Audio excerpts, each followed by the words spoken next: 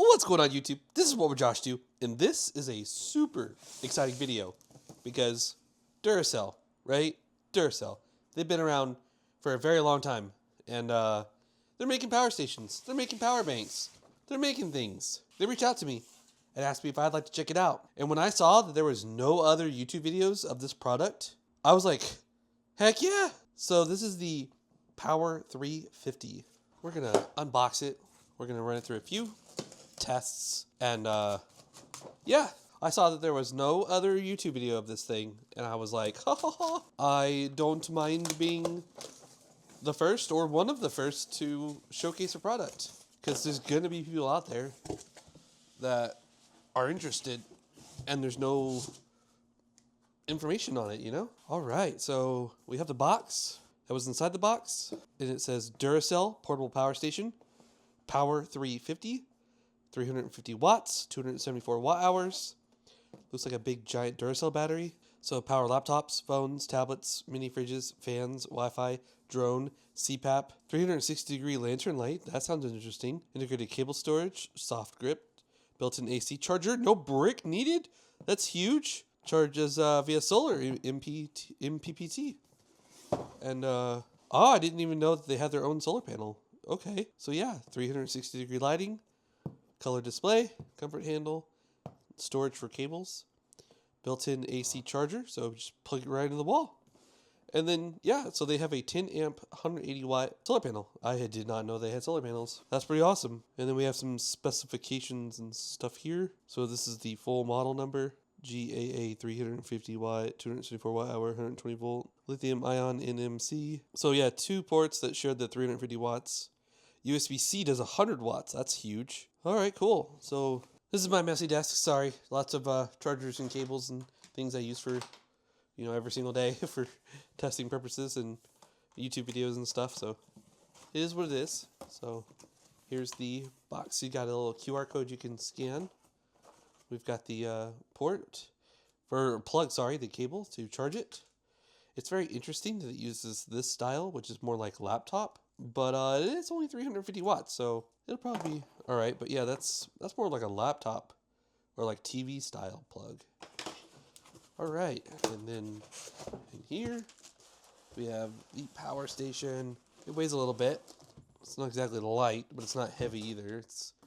I'd say it's kind of middle. All right, so we've got the power station. It's a big old Duracell. We recently checked out the M100 and the M150. There is also an M250. As soon as my wife saw the M100, she immediately was like, is that mine? Can I have that? She took it from me real quick. But yeah, this is the bigger M150 that has active cooling. It has a little fan inside it to keep it cool. I know this power station is definitely going to have a fan inside it because, yeah, it's got an inverter. Like, it inverts things. It inverts the DCs to the ACs to the yeah. So, yeah, this looks just like a big giant Duracell. Like, it's like this, just, this one's round like an actual battery, and this one's more like round, but not round. Like, never mind. I'm not making sense. So, we have 100 watt. We have 3 USB-As. That's kind of a letdown to see something this big, 350 watts, that doesn't give you more of these. Like, come on. 3 USB-As? Like, those are for slow charging things at like 10, 12 watts, maybe. More than likely, you're going to get 7 watts. But this one's 100 watts. So anyways, that's the front of it. On the side of it, we have the XT60 for solar charging. Then we have the AC input. On this side, wow. Okay, we got a big old fan right here. It's a big old fan, like an 80 millimeter or 120 millimeter, something like that. That's what it looks like. Then we have a lock for Kensington lock here. And then we have cable storage. So yeah. That's kind of a deep hole there. You could store that cable that it comes with in there. So, like this guy, so we got it in there. Let's see. Let's put it in there. We could make it work. We could totally make it work. We just gotta, probably wrap it up in I don't know. You could probably fit it in there. You could fit some charging cables in there for sure. But yeah, and then on the bottom, let's take a look at this. So Duracell Power 350, 274 watt hours, 25 amp hours at 10.9 volts, 100 watts max for the AC input. So this can only charge at 100 watts maximum. That's interesting. And I would also explain the tiny little cord.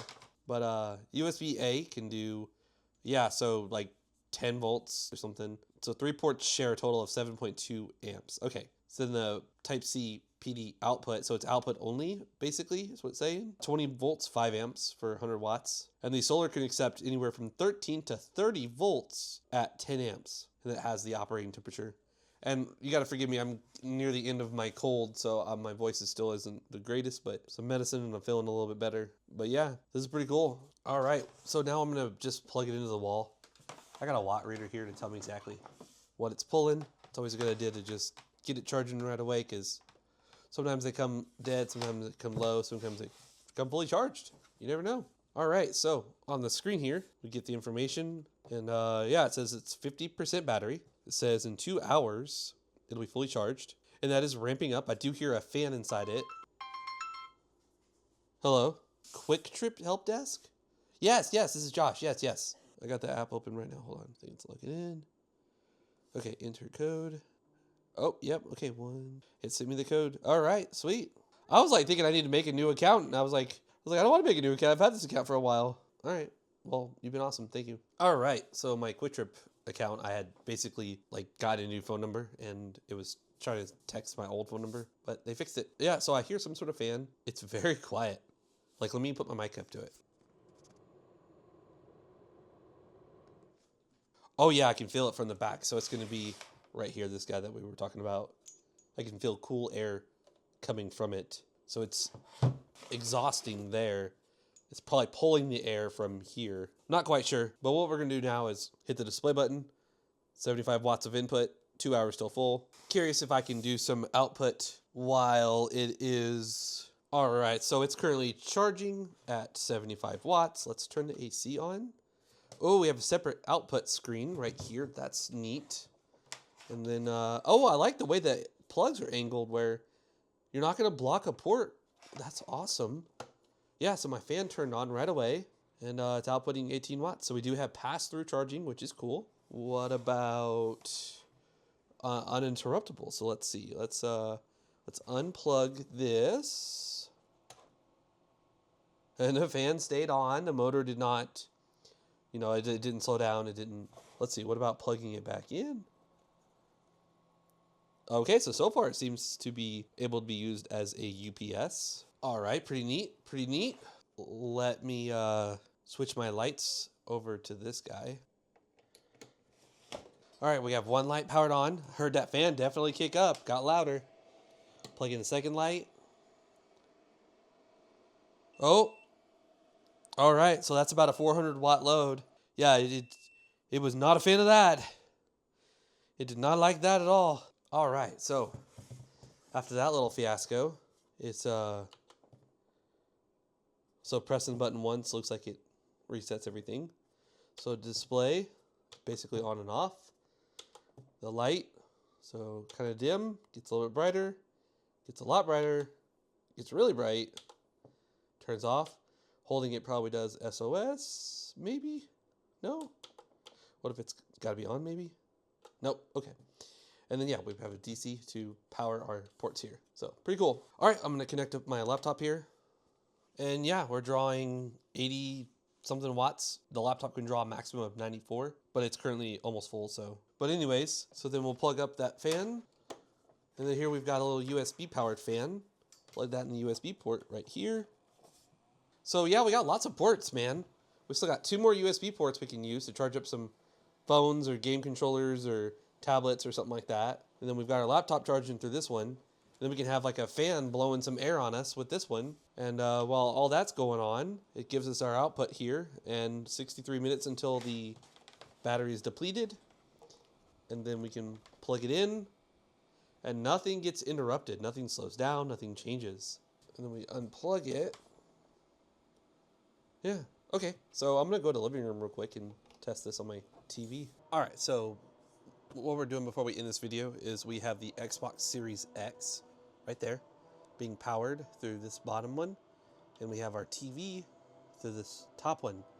And right now we're drawing 260 watts, We have not fully charged the unit yet. What we're doing now is just testing the UPS in a much more difficult environment. So, because it's powering the TV, right?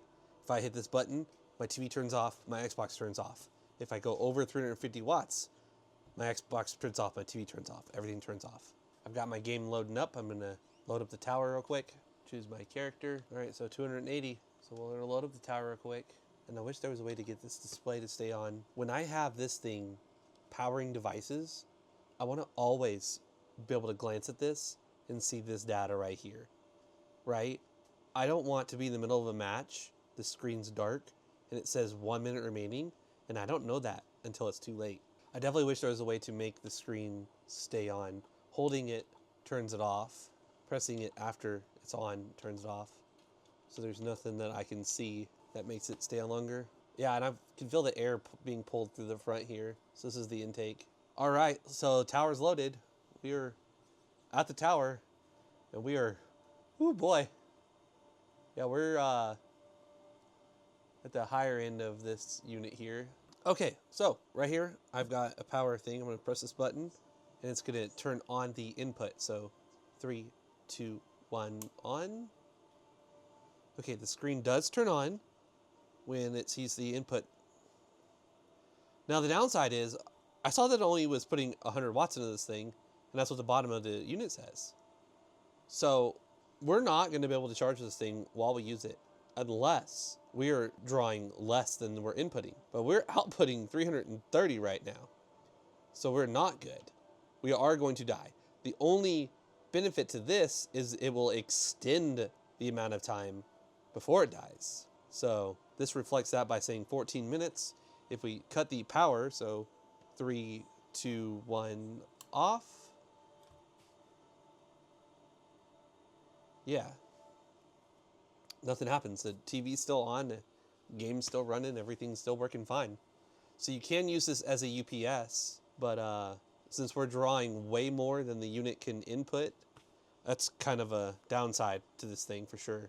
All right, I'm gonna give it a moment, let it die. All right, so I'm at 8% battery, and I went ahead and plugged it in just to see what happens when it dies.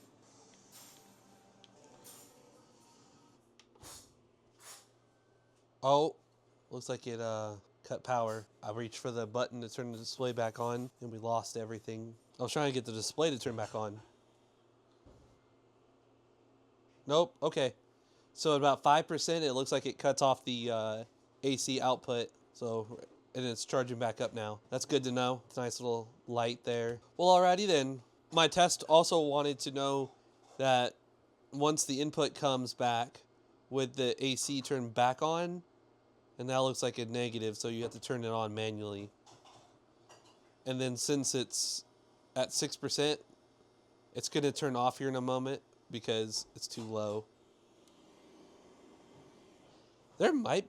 Yep, okay, so it did it again. 5% cuts off the AC. All right, there might be more than one fan inside this unit because I'm hearing like a constant sound, and then I'm hearing like another sound. So there's more than one fan inside this thing.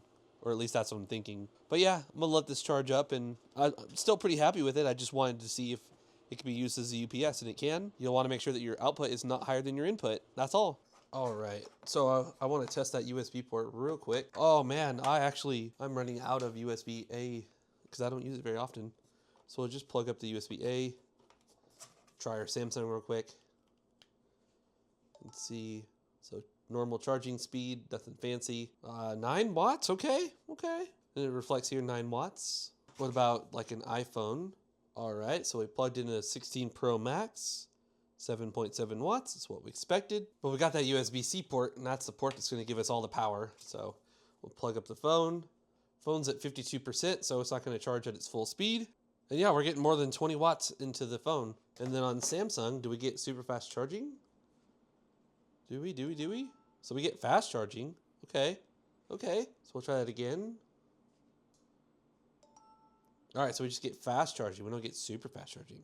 So apparently it does not utilize PPS, maybe. Let's plug up this cable. So the neat thing about this cable is it uses one output or input, whatever, and it puts it to 2.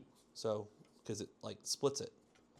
And then we'll plug this in. And sometimes this forces, nope, okay, no PPS there. But yeah, so with this cable, we can plug up this phone and plug up this phone and charge both of these things. So that gives us 2 ports instead of just 1. Pretty neat. And then of course, you can always just utilize the AC output here.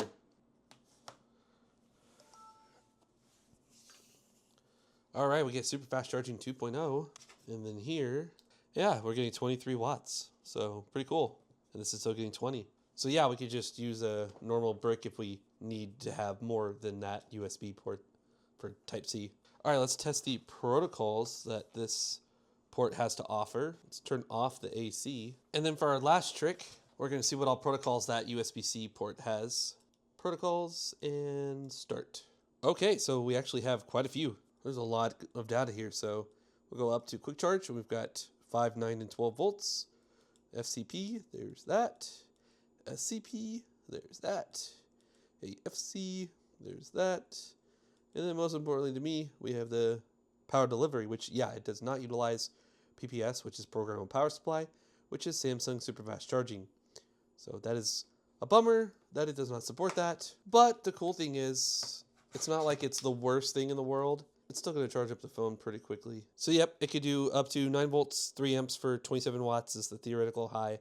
My battery is almost fully charged, so it's not going to charge very fast right now, but that's not bad. That's not bad at all. Alrighty, I hope you enjoyed this quick look at the Duracell 350 watt new style unit.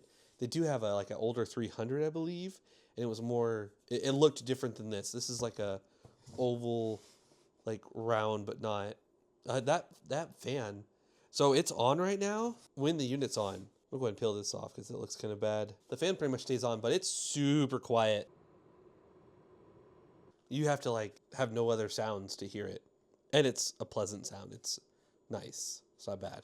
But yeah, when I drew that load, I had the one light on it. It definitely kicked up the fans and got a little bit louder. But yeah, if you enjoyed this first look at this power bank, please let me know. I do not have their solar panel, but if I do get their solar panel, there will be another video showing this thing solar charging using their solar panel. And I hope to work with Duracell more in the future. They did provide this to me for free. Oh, the fan just turned off. Cool.